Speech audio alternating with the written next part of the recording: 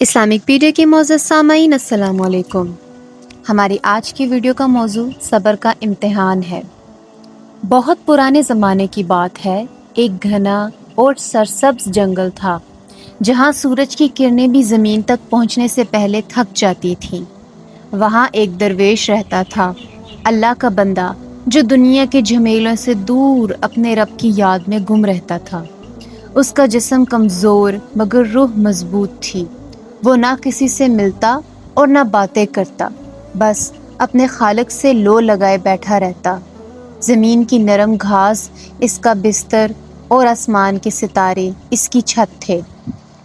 جنگل میں ہر طرف پھلوں سے لدے درخت تھے، لیکن درویش کی غذا صرف وہ پھل تھے جو ہوا کی مہربانی سے خود بخود زمین پر گر جاتے تھے۔ وہ کبھی درخت کی طرف ہاتھ بڑھا کر پھل نہیں توڑتا تھا اور نہ کسی سے توڑنے کو کہتا تھا۔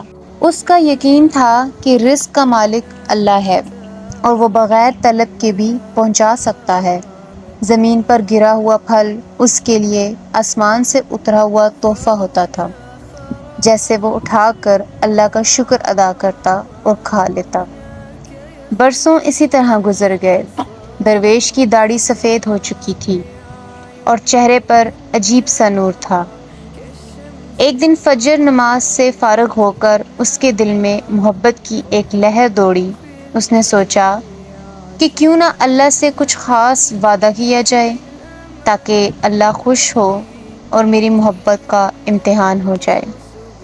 اس نے ہاتھ اٹھائے اور دعا کی، اے اللہ، میں تیرا عاجز بندہ تجھ سے عہد کرتا ہوں، آج کے بعد میں ان درختوں سے اپنے ہاتھ سے کبھی کوئی پھل نہیں توڑا کروں گا اور نہ کسی سے کہوں گا۔ میں صرف اس پھل پر گزارا کروں گا جسے تیری بھیجی ہوئی ہوا گرا دے۔ کھڑے درخت سے پھل توڑنا میں اپنے لیے حرام سمجھوں گا۔ کچھ عرصے بعد اللہ کی طرف سے آزمائش کا وقت آیا اور قدرت کے نظام نے کروٹ لی۔ اچانک ہوا نے چلنا بند کر دیا۔ ایک دن گزرا، 2 دن گزرے، 3 دن گزر گئے، لیکن درخت کے پتے تک نہ ہلے۔ درویش نے صبر کیا اور پانی پی کر دن کاٹا۔ چوتھے دن جب بھوک نے شدت پکڑی تو اس کی ٹانگیں کانپنے لگیں اور آنکھوں کے آگے اندھیرا چھانے لگا۔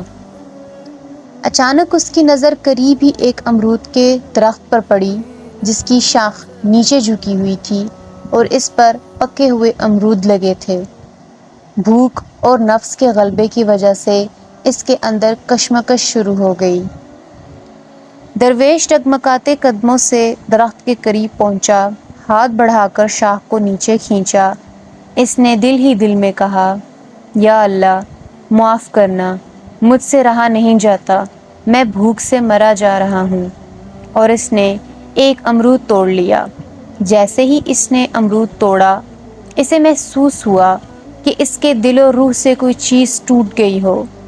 اس نے امرود کھایا تو ذائقہ میٹھا تھا، مگر یوں لگا جیسے زہر کھا لیا ہو۔ وہ فوراً زمین پر گر کر رویا اور توبہ کی، اے اللہ، میں نافرمان ہوں، مجھے معاف کر دے، میں کمزور ہوں۔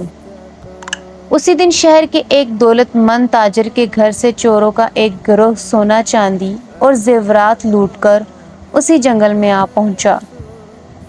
چور ایک گھنے پیپل کے درخت تلے بیٹھ کر مال غنیمت آپس میں بانٹنے لگے اور ان کی آپسی لڑائی کا شور پھیل گیا۔ کوتوال کے سپاہیوں کو مخبر سے خبر ملی تو انہوں نے خاموشی سے جنگل کا محاصرہ کر لیا اور چوروں پر چھاپا مارا۔ بھگدڑ کے دوران کچھ مال درویش کے پاس جا گرا۔ سپاہیوں نے درویش کو بھی چوروں کا ساتھی سمجھ کر پکڑ لیا اور رسیوں سے باندھ کر لے گئے۔ درویش خاموشی سے کلمہ پڑھتا رہا اور اسے یقین تھا کہ یہ سب اس کی عہد شکنی کی سزا ہے۔ کوتوال سخت مزاج آدمی تھا۔ اس نے درویش کی بزرگی کی وضاحت کو بھی چوروں کے سردار کا بھیس سمجھا۔ کوتوال نے حکم دیا، ان تمام کے ہاتھ کاٹ دیے جائیں۔ جلاد نے ایک ایک کر کے چوروں کے ہاتھ کاٹنے شروع کر دیے۔ جب درویش کی باری آئی تو اس نے آسمان کی طرف دیکھا اور کہا، اے اللہ، میں نے تیرے ساتھ عہد توڑا تھا یہ سزا مجھے قبول ہے، میرا گناہ بخش دے۔ جلاد کی تلوار چمکی اور درویش کا دایاں ہاتھ کلائی سے کٹ کر زمین پر گر گیا۔ درویش کے چہرے پر غصے کے بجائے عجیب سا سکون تھا کہ دنیا میں ہی اس کی پاکی ہو گئی۔ اسی لمحے شہر کا ایک صاحب بصیرت و کرامت بزرگ گھوڑے پر سوار وہاں سے گزرا۔ اس نے یہ منظر دیکھا تو فوراً جلاد کے پاس جا کر اسے ایک تھپڑ مارا اور چلایا، ظالم، یہ بزرگ اللہ کے ولی میں سے ہیں، تو نے ان کا ہاتھ کیوں کاٹا؟ جلاد کے ہاتھ سے تلوار چھوٹ گئی اور وہ بھاگ کر کوتوال کے پاس گیا اور سارا واقعہ بتایا۔